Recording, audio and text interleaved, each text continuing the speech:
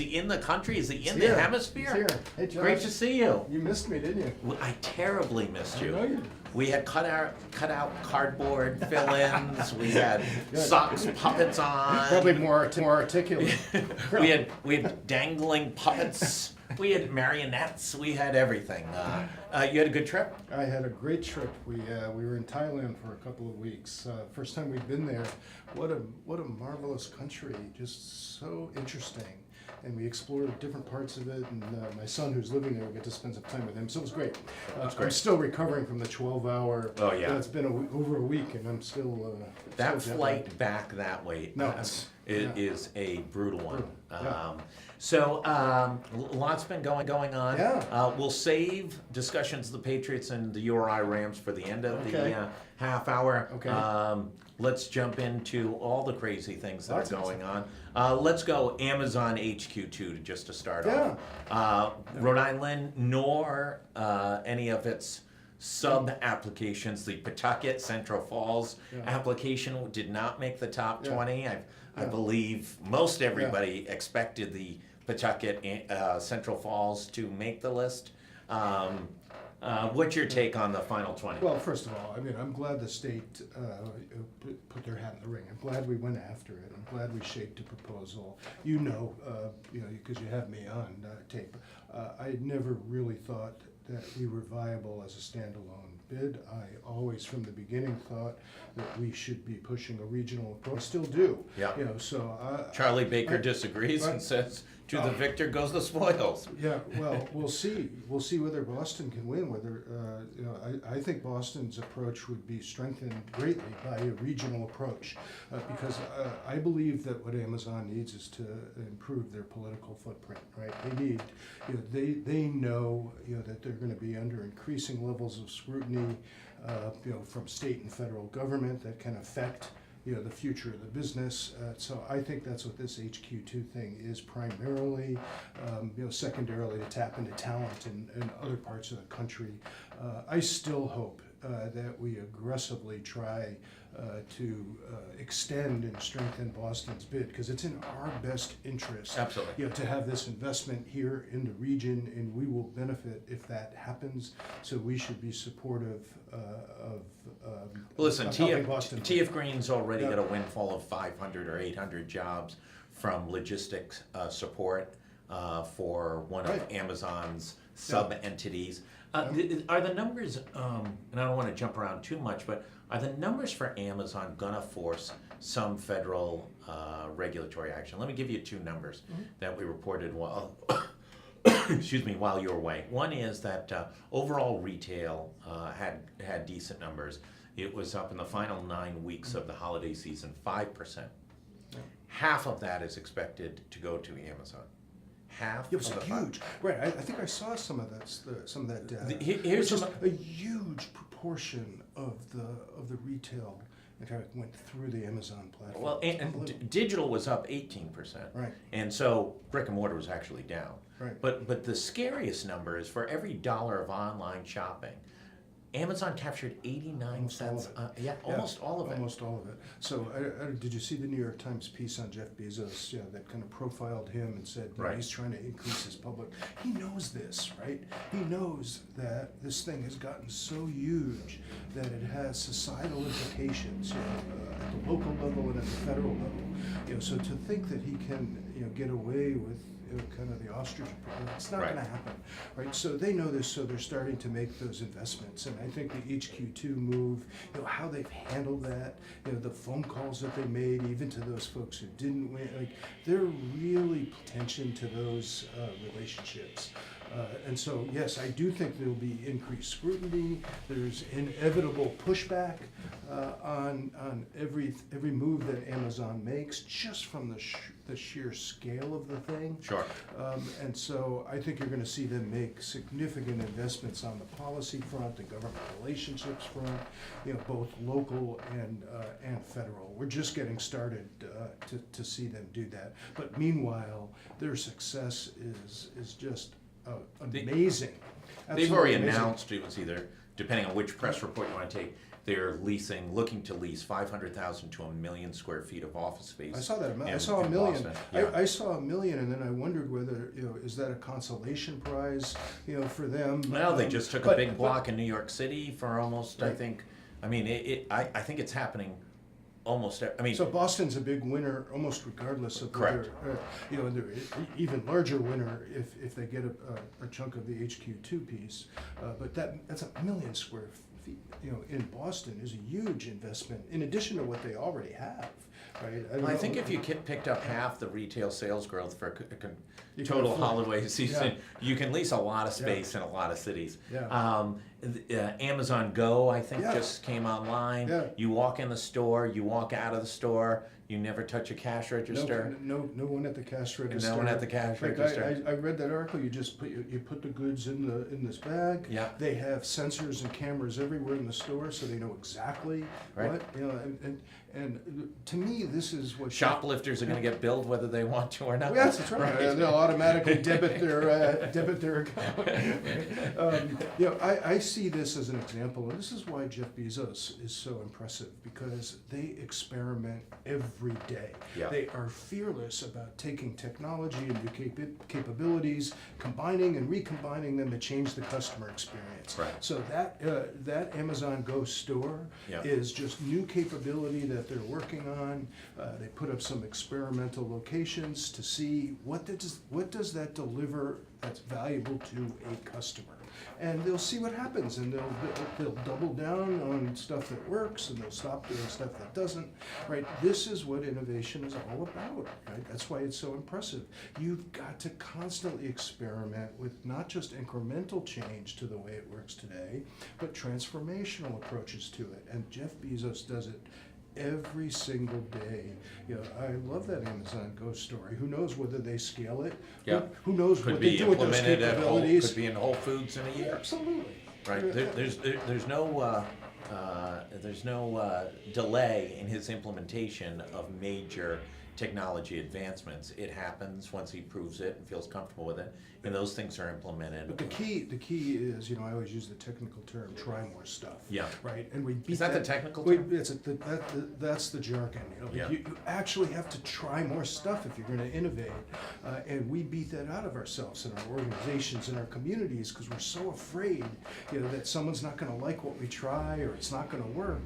And Jeff Bezos doesn't care about that. He's going to try more stuff and. Well, he's do also more now works, the right? richest man in the world at He can 100. afford to do some Yeah. experiments now. Yeah. Right. Yeah. But it was always that way. I mean, Yeah, no, absolutely. Even when that thing was at its early stages of growth, that's his formula, right? Right. He takes technology, he figures out how to improve the customer experience, and then he experiments with it. He doesn't bet the farm on them. He tries it. No, I read something that says that he spends his time, and every CEO should do this. I mean, how many CEOs do you know, that spend every day on the nitty-gritty stuff today? Yeah. Jeff Bezos spends almost all of his time on stuff that isn't going to come to market for 3 to 4 years. Yeah. Right? So he's investing in the future. He has plenty of leadership that can focus Sure. on the day-to-day, stuff and the quarterly earnings and all that stuff. Right. He focuses on what's next. That's the CEO's job. I thought the COO's job was the day-to-day stuff. Right. But yet I see CEOs of large enterprises that are running the day-to-day operation, and when you ask them about what's next and what are they experimenting with, they're not focused on it, and they haven't built the systems and the structure, to be able to do it. That's why Amazon is having the success that it's having. When do the feds, though, at some point? I mean, I know we're in this massive laissez-faire regulatory environment under the Trump administration, right? Regulatory reviews are 7 seconds. Most regulations and departments like EPA are being rolled back at record. But at some point, federal agencies that look at antitrust issues are going to start taking some notice with this massive Of course. level of implication to how Americans. Now, one of the big tests of breaking up situations like that is if they generally don't want to, if the consumer is being benefited. And right now, the consumer's being benefited, the consumer's being benefited, the consumer's being benefited. Right. But at what point does the community as a factor, less jobs, dying retail? Right. And we've started to see it already, 5,000 people at Macy's laid off, Sears and Kmart down to, down to emaciated levels. When does that start to take have an implication? You're already starting to see the backlash, and you'll see it at Amazon. You see it on all the big tech companies. Facebook is facing this. Yep. You saw Mark Zuckerberg recently, really start to begin to own up, to the implications of this incredible global platform. Yeah, I mean, there's a lot more he needs to do, and that Facebook needs to do, but it was unbelievable, to hear the reflection, on, hey, wait a minute, maybe there are some implications for this that are not good for society, and maybe we have some kind of obligation, in order to do something about it. It was just the beginning. We'll have to see what that. Well, one of the interesting things he did was reset the algorithm to push third-party, both brands and news sources, out of the news feed and devalue those things. One, to just get out of the dialogue of fake news versus left versus right versus everyone. So let's get out of that game of trying to arbitrate what's real news, whose news is what. Nobody trusts any news according to Pew. I thought it was an interesting take, and we see it as a benefit. I'll tell you, we're seeing that our numbers up. I know most news organizations are seeing them down. You got to create content that's of value to the local community. If you create, you don't worry about your distribution. That algorithm changed 3 years ago at Christmas. But if my reader values it and shares it, it's actually now got more value than before. I'm sorry that the piece from CNN or some other AP story that's published in 5,000 newspapers across the country gets devalued. So I thought that was an interesting take. I think news organizations are missing the game on that. But I think you're going to see a lot more of that. I mean, the other thing I saw a week or so ago, BlackRock, the big private equity fund, huge, right? They come out, and again, we'll see whether there's some there. Right. But they came out and they said, look, of course we're going to continue to look for investments that return to our investors, and they should. But they're adding the and. They're saying you've got to do that, and you have to have a purpose that's in the best interests of society. And they're saying we're going to adjust our portfolio and make decisions going forward. That seems dangerous, right? Your value system and my value system. Clearly, the value system of many Americans have different gradations of gray. We see it in who's the president of the United States and who many people thought was going to be the president of the United States.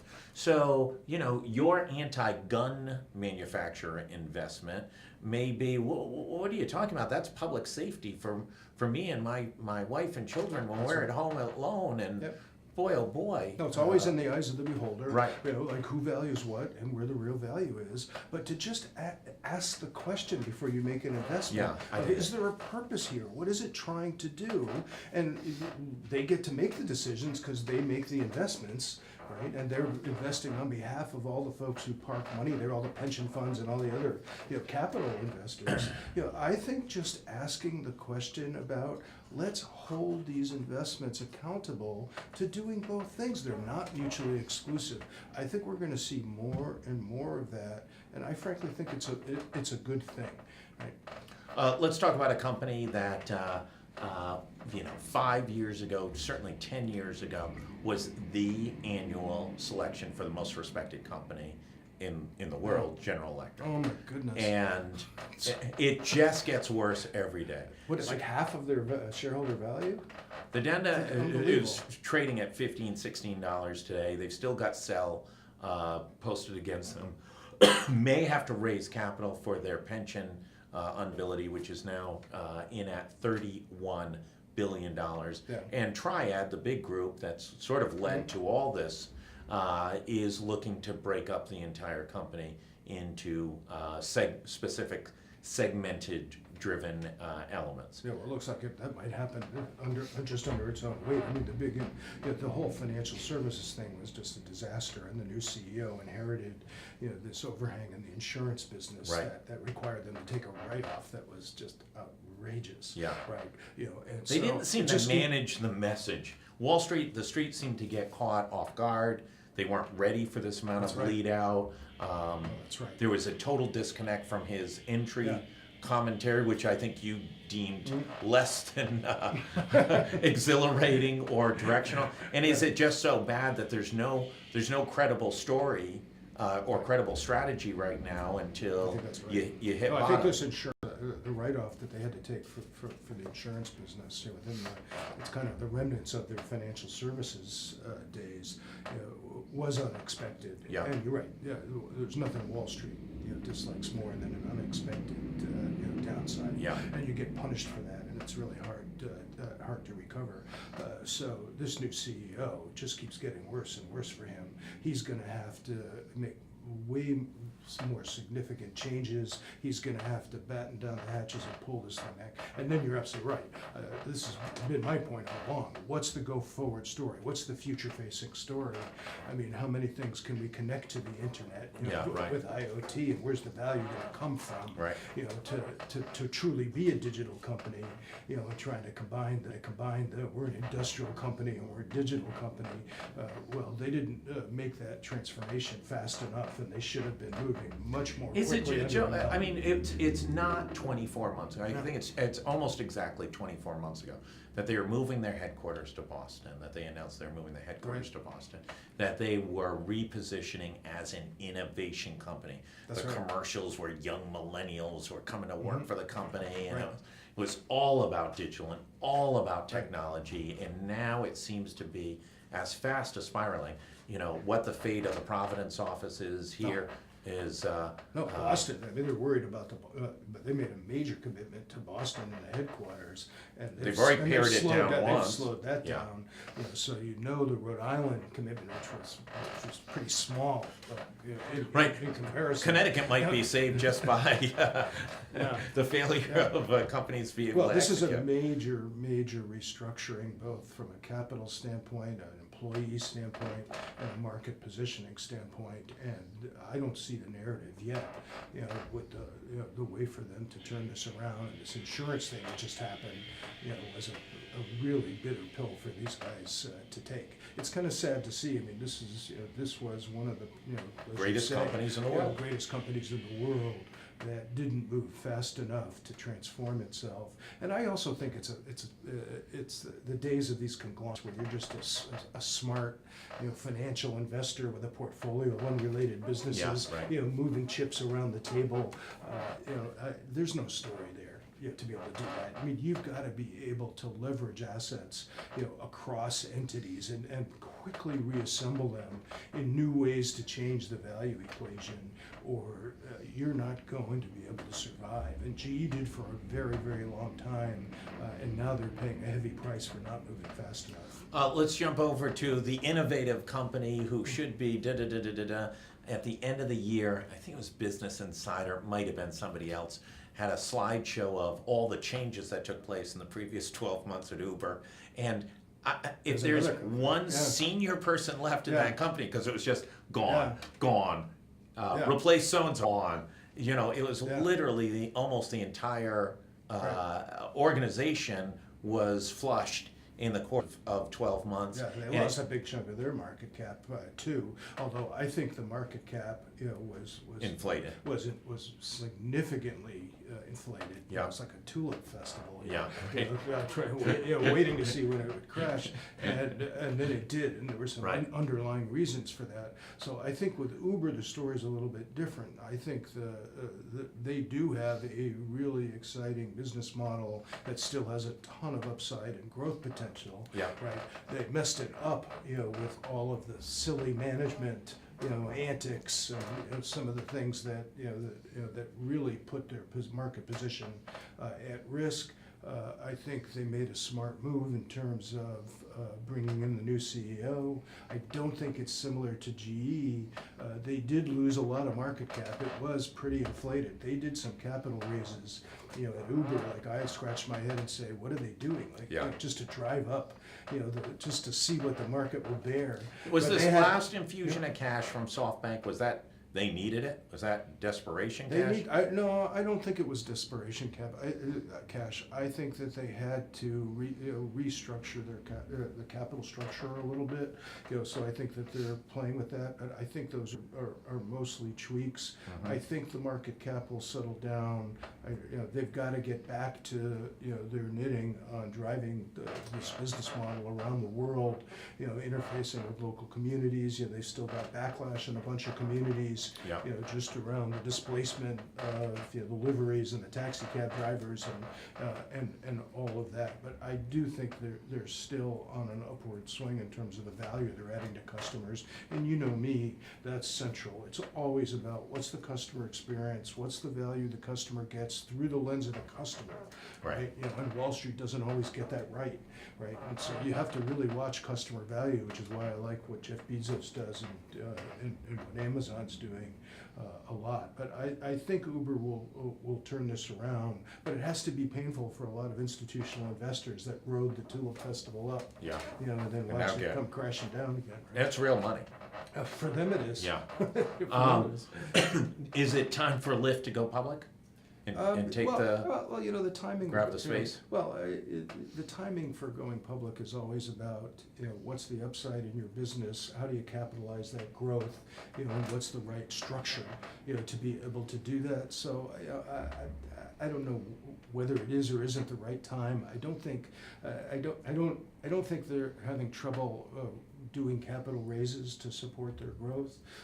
We've got to see where it levels out in terms of Uber and when how much share they're going to be able to continue to take. And now there's some other ride sharing platforms that are starting to come into it. I mean, this is a big growing market, right? Because the existing transportation solutions have been awful, and now technology helps us put new solutions in place. I think you're going to see many new business models continue to come into this space. I think last week maybe I drove my car once. Every other movement I had was on an Uber. Yeah. Yeah. I mean, to the office, back home, to the PC game on Saturday. I mean, it's Good for you. Yeah, I mean, it's just, it's 100 times more efficient. And that's Rhode Island where... Forget Boston. Where there's not a lot of options. I mean, right. You go to a big city where there's a great... we were in Bangkok, Thailand on vacation. Incredible transit system. Obviously the critical mass to be able to pay for it. Right. And enough people to jam into these, into these trains. But it was incredible. We never drove anywhere, within the city. Like, we took mass transit the whole time. A little bit harder in a smaller place like Rhode Island. I know a lot of people would love to have better mass transit solutions. Yeah. We don't really have the critical mass in population to support the capital to do it. But without that, you still look at Uber and Lyft and other ways to get from A to B. Yeah. And you look at the parking situation, to come downtown. No, if you want to park anywhere, for the day, it's somewhere between makes incredible sense. 14 and we do it a lot now. Yeah. For a while we weren't using Uber or Lyft a lot. All of a sudden now, hey, let's leave the car at home. Let's take Uber. It'll be safer. We can go out. We can have a glass of wine. We don't have to worry about it. Yeah, absolutely. Why wouldn't more people do that? Let's jump over what's new at Biff. We're busy right now. We've started the year in a really strong way. Obviously, no surprise to you. Everybody needs to innovate now. Yeah, right. It used to be I had to work a lot harder to get people to have the conversation about how do you avoid being Netflixed, right? And how do you make transformation safer and easier to manage? And now all of a sudden, more and more leaders, more and more companies recognize that they have this challenge. They don't want to play defense, waiting to be Netflixed or disrupted, and they know their current innovation approach is only producing incremental change, right? So that's the space we live in. How do you transform? How do you make it safe and easier to manage so you're not betting the farm, but like Jeff Bezos, you're doing the experiments to figure out new ways to deliver value. So we're really busy, and it comes from surprising places. More and more education leaders know they need to transform their models. Healthcare is almost a no-brainer to think about this, because the existing model's not sustainable. And I'm optimistic, even in the public services space, that we're going to have more government leaders amphitheaters, and more big NGOs realize that it's just not sustainable, and we've got to be more centered on citizen experience to change that. So we're really busy right now. It's knock on wood, no complaints. It's good to be busy. We're going to hold the Patriots Eagles prediction till next week, but let's talk about the your Rams. Long way from the Rusty Cordova era at Keeney Gym. Yeah, that's right. We are now That's a right. top 25 team in the United States. Well, I'm always hesitant to talk to you about it because I'm afraid to jinx it. But what an incredible start to the season. I mean, you knew they had all the pieces, Right. in place to do it. Right. And hopefully they stay Healthy. relatively healthy, heading in. But a 7-0 A10 conference start. I don't think they've ever done No, that. never. And I don't think they've ever gone 2-0 in the A10. Yeah, again, I don't want to jinx it, but I don't see who beats them in the A10. Yeah. Because I'm watching, and I think they're just, I think that they're really, really strong. They should position Some themselves argue they're well. the best, deepest backcourt in the country. Well, they are nationally good, and they should do very well in heading into the tourney, and they should do well heading into the NCAAs. I mean, you have to predict that they don't just make it, but they make it with a decent seed. But we got more than just a handful of games. Yeah, there's a long play, season yet ahead. to play before that happens. But it's really nice to see. I encourage all Rhode Islanders. You don't have to be an alumni like me, to get behind these folks. We've got to support our state's flagship, university. Well, I'll and also to say see the this, it's success. probably the best gym. Yeah. It's one of the best gyms in the It's country. a fun go place to watch a game. To watch a isn't it? game, yeah. It really is. Especially when the students We're are in gonna the go down place. and see the Duquesne game. I think this Saturday we're gonna go down. But go Rhody Rams. All right, stay right here. Want to thank everybody for joining us at the Navigant Credit Union Broadcast Center. Our friends at Deepwater Wind, we always appreciate them. And tomorrow, Ava Gaudet has Arts and Entertainment, and Kate Nagel is back with News and Politics. This is a big week. We've got, I believe, Speaker of the House is on this week. Stephen Pryor's on Thursday, and Governor Raimondo will be on a special session turning on at 2:30 on Friday. A time change. It was originally going to be 3. It's going to be a 2:30 edition. So lots going on here on GoLocal Live. Thanks everybody for tuning in. We'll see you back tomorrow.